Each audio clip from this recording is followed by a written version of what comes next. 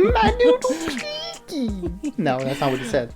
No, it's not what he said, but it's to me at the time it sounded like that. Hello, from now on, everybody. that's what I hear. I don't know about you. No, I always say it that way. Welcome to another episode of the Bodacious Rant, where this is our last one of 2021. It's been quite the year, my friend. Mm-hmm. Yeah, crazy. It's over already. A lot of solid entertainment. And we're kind of finishing off the year with another new edition of good stuff. This week, Book of Boba Fett finally dropped on Disney Plus.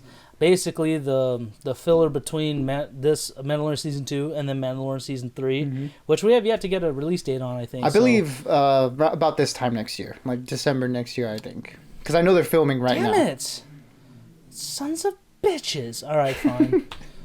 Because I wanted it this year, but it's fine. It is what it is. We gotta wait one more year, probably. But until then, we're gonna get a lot more Star Wars content, more Marvel than anything. Not too much Star Wars. Yeah, but, I think that Disney Plus has ramped up their productions and stuff, so we're gonna be getting a lot of things in the coming year. Yeah, and I would say I could wait till next year, but with this first episode of Boba Fett, I don't know how I'm feeling. Just because. Before we get into the spoiler part of our episode, this episode felt a little lackluster to me. Very felt like it was missing a good amount, and it just wasn't the same Boba I was expecting from like what we saw in Mandalorian Season 2, just because that was his big re-entry into Star Wars entertainment, like live action stuff. Right. And, he was such a badass in the few episodes he was in. This one, it was kind of like, cool. Yeah, I felt like a bit of a retcon to his character, and and of course we'll dig into it as we get into the spoiler stuff. But yeah, I think I'm right there with you. Where it's kind of a little bit of a limp start, like a little bit of a slow start. With the first episode, for any show, you want people by the end of it to be hooked. Like you want this to be like the episode that gets people to want to watch the rest of the season, right? And it felt like there wasn't that moment in this episode for me, at least. Like there wasn't anything like, okay, like I need to watch this right now. Like with Mandalorian, for that first season, at the end of the first episode we get the reveal of Grogu, and we're like, okay, where's this gonna go? And for me there wasn't really anything here outside of just really like wanting to know what the character's doing, and seeing Tamara Morrison back in the role, outside of just the basic premise of it. There's nothing here in the plot or anything in the episode that we got that was like, I'm in. Yeah, and that's why my rating for this one's gonna be a 2 out of 5. Ooh. Just because it didn't excite me too much. There wasn't anything that really caught me, and it was just a weak start. Just for what we saw in the last season Mandalorian compared to what we've seen now, I'm a little disappointed in Robert Rodriguez and the team behind it right now. Yeah, and I saw that the episode was written by Jon Favreau, so it's kind of like, okay, like the episodes you've written of The Mandalorian in the past were really good, and then obviously we got Robert Rodriguez directing the comeback of Boba Fett in season 2 of The Mandalorian, and that was great. So it's like, okay, the way they established or reestablished that character in the Star Wars universe, it was really good, and that was a solid start. It felt like almost like it should have been the stinger of the end of last season. That kind of should have been the hook for the beginning of this season. Where it's like, okay, now he's gonna take over Jabba's crime ring. And so I felt like that moment was a little bit more of a hook than, anything that happened here in this episode. And, for that reason, I don't know. I guess I would go a 2 out of 5. I don't hate it. There was a lot of stuff to like here, in particular, like some of the action sequences and stuff. One I didn't like, but it was a lot of fun. And I think I do enjoy Robert Rodriguez, like a little bit more whimsical style of directing. It just felt like in certain points here the tone was kind of off, and I'll get into that when we dig a little deeper. But yeah, I'll agree with you. 2 out of 5. It's a kind of a meh start, and we only have 7 episodes of this show, so hopefully by next episode we'll be hooked. Hopefully. Time will tell. I mean, it's coming out next Wednesday, so we got some time, but Let's jump into the spoilers. So, guys, if you haven't seen any of this, I keep saying guys, but I should probably say everyone, men, women, whatever. Children. We know all the kids watch this stuff. I'm just kidding. all you people are ranters, as you will. That's what I'm gonna call you guys. Yeah, come on back after you've seen the episode if you haven't already, and dive in the spoilers with us when you do. But absolutely, let's get started, shall we? I did like seeing him get out of the Sarlacc pit in the beginning. That was kind of cool, even though it's like, interesting. Like, I mean, that's kind of how I imagine him coming out too, where he's just like stuck in there. Except they didn't have the beak thing, so you don't hear that stupid little thing. Yeah, I noticed they definitely did not like show that. So they were like, were the special editions the canon? They're not going to make reference to that at all. I mean, unless the beak just retract. I don't know. I'm not going to get into the whole thing of this possibility. So that was kind of cool seeing get out and seeing the Jawas just literally rip him to pieces, just taking off his stuff. Like, wow, now he's we know, still kind of alive. Yeah, now we know of like how they ended up inside that sandcrawler, in the second season, or how what's his name, Timothy Oliphant's character. How Cobb Vanth, came across it. So it's like, okay, then I kind of answered that, like how it came into their possession. Yeah, but besides that, it was just the whole Tusken Raiders storyline it didn't feel like as intense or as crazy it should have. It was kind of just very basic, almost, and I don't know. I'm surprised Boba tried to like escape with that one dude that looks like Greedo. I don't know what that alien race is called. I was expecting Boba to be a little more cutthroat for this point in time, just because he was fresh out of the bounty hunter game. He was just working for Jabba, so I thought it was a little. It just didn't fit his character. I feel like this whole him trying to get away from him and stuff. Not that he would embrace it, just because he's a prisoner and being beaten to shit by, the Raiders and stuff. But it's like, it just didn't feel right. You know what I mean? I don't know if I'm describing it correctly, but that's just my gut feeling. Was like, this isn't Boba. This is like, I mean, Tamora Morrison did great. It's great seeing him on something again, especially as Boba Fett. But yeah, it just didn't work for me. Yeah, it has nothing to do with his acting at all. He stepped back into the role, and he did a really good job, I think. So, it has more to do with, like you said, the writing and a little bit of the characterization. And I may mention that it feels like a bit of a retcon, because from what we've known of Boba Fett, strictly speaking in the movies, not any of the expanded mythology or anything like that, but from what we've got in the original trilogy and here, is that he's a pretty cutthroat bounty hunter. He has a reputation of being pretty brutal, so like in the moments like this where he's like trying to escape with the help of this other alien, like you said, it did feel like a little bit kind of off. And just to like add on to that, I think there were other moments in the episode that also, that characterization kind of like it didn't feel right. The whole, I guess we'll see how it pans out in the season, but the idea of him wanting to rule with respect more so than fear, it's a little bit like, like you're the same guy that incinerates a lot of the bounties that you bring in. You bring them in dead more than you bring them in alive. So it's like, why would you want to all of a sudden, now that you've usurped the throne of the crime boss after he killed Bill Fortuna ruthlessly at the end of the season 2 of Mandalorian, why would you all of a sudden be like, I'm not gonna be like a bad drug dealer, and I'm gonna be like a cool drug dealer, like kind of like, hey, wanna buy some crack? Well, now that I don't have so much of an issue with, I get what you mean though. That makes a lot of sense. It was with the flashback, just because that's like fresh out of, right after Return, if not during the Return of the Jedi. Right. So that I was like, that I didn't care for. But this time, him trying to rule with respect, I kind of get, just because he's not on that revenge path anymore. He's just more of like, I'm just trying to. He's a simple man trying to make his way in the universe, much like his clone father, Jango. But I think, I will say this, in that defense, he did come off a little too weak for trying to do that. Like, especially after he just offed a bib. Mm-hmm. Yeah, like you said, no fucking problem. Yeah, he just walked up to him. Literally kill shotted, bam, and then just threw his corpse off the fucking chair. we would expect a little more cutthroat nature from him, like more of like, yeah, you're gonna rule with respect, but you're still gonna rule with an iron fist on these guys. Right. Like, this is the criminal underworld. You know, Jabba and Bib had to do what they did to get to where they're at. So I was expecting a little more from that, especially in the one fight scene that I mean, the first fight scene that was super disappointing when him and Fennec went to.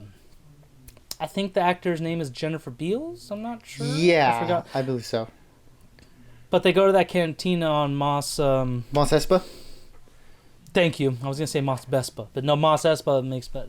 That cantina, which looked pretty cool actually. I love the set design. That's one thing that has not disappointed is the set design, the costume design. All that stuff is still like movie quality. Like, it's still great.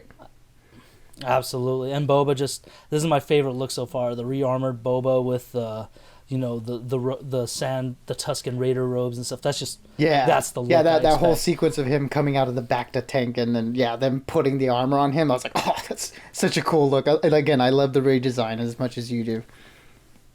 Yeah. And when they go to that and it's like, okay, cool. He has his little helmet full of coin, like rebellion, Republic coins and stuff like that.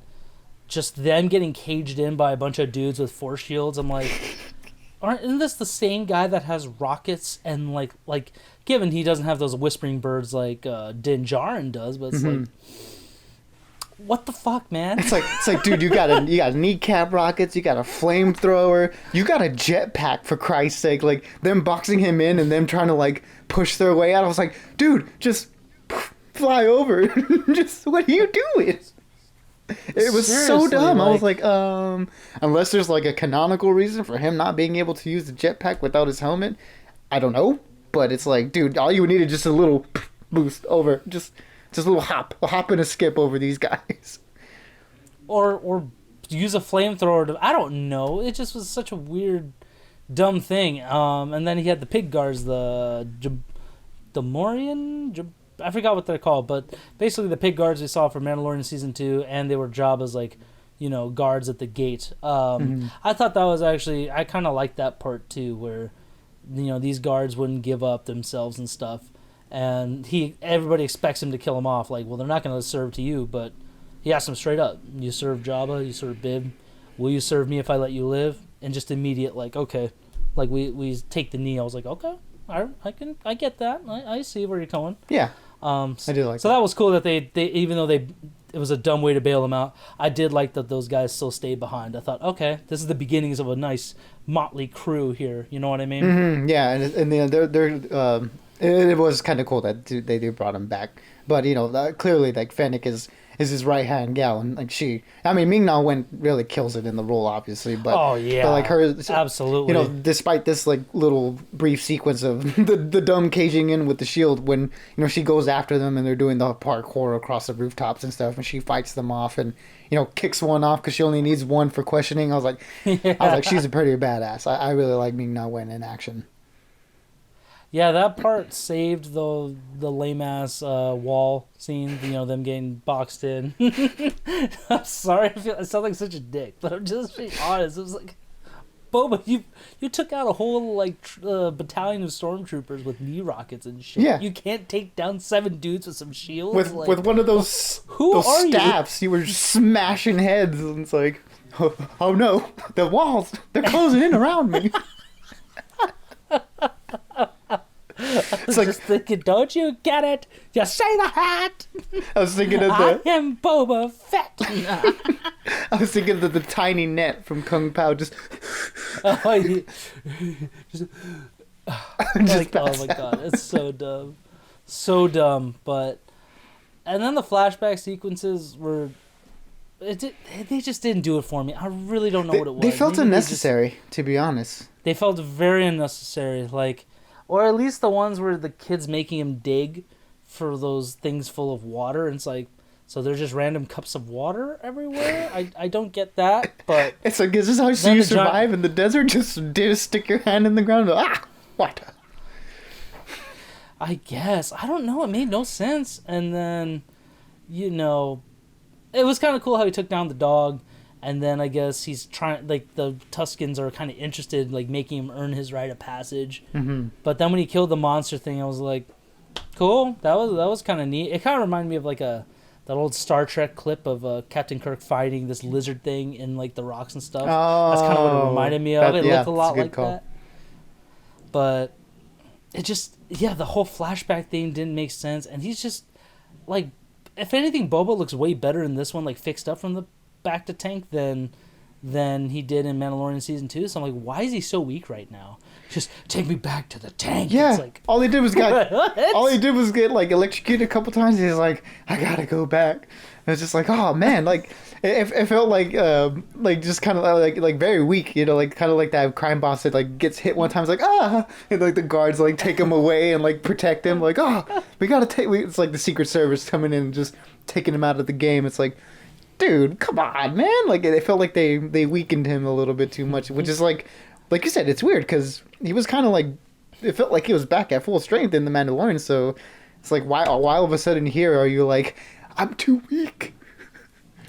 Yeah, like, dude, you also fought, a seasoned Mandalorian too as Casca Reeves in the bar for like a second, and she did way more to you than what these guys did. It was just dumb. Like, it's not a strong start. Again, I like some of the throwbacks, like when we saw the Sarlacc pit, the Galoran guards, whatever the fuck they're called, the pig guards, and Fennec, and then seeing more of like the outside characters, especially with the whole mayor, I think, of Tatooine or whatever, Mos Espa, where his messenger is basically saying, "Oh, I demand tribute." It's like, the fuck you would. It's Lord Boba now. He don't owe you shit. But yeah, I think we'll have to see that play into effect. That was that one scene that felt like tonally off. I was like, this dude is like a straight up cartoon character. Like, what is going on here? There's a lot of his like hand movements and like, the if you take my meaning. Yeah. It's like, dude, like, stop with the hands. Like, yeah, like I said, man, I really don't know what they're trying to do right now. Now I'm doing the hand movements too. It's becoming a thing. Why are they doing things? But we'll have to see how the rest of the season plays out. I mean, again, I don't completely hate it. No. I love Boba Fett, what they did with him. I just think hopefully after this first episode, it'll pick up. Maybe this is just like a soft opening to kind of reintroduce people to Boba Fett and his current situation. I don't know, but just do better. That's all I got to say. Yeah, I'm hoping that this was just kind of a necessary evil episode, kind of get people like reestablished with, this Boba Fett and stuff. It being 7 episodes is kind of like a weird number for it to be. Usually it's like 8 or 6, so hopefully it's like, this was kind of like the primer, and then maybe the next 6 will be the actual, like, season that we're supposed to be getting. But yeah, like you, I'm very much looking forward to seeing it, basically purely on the novelty of it, not anything to do with stuff that happened in this particular episode. No, nothing against the acting or anything like that either. No. It's just the way they wrote it. It just was not great. Yeah, not strong. just purely the plot of this episode was lacking. Like I said, everything else, acting and all the technical aspects, I thought it was still great. Exactly. But until next week and next year, technically, because it'll be in 2022. Yeah. Real quick before we end off, what was your favorite show and favorite movie of this year? Oh, you put me on the spot. You gotta choose one. Don't worry. I've been thinking about my top 10. I'm just going to one, so don't worry about it. Oh man, I can't do that. I can't do that right now. I'm caught off guard. I got you, son of a gun.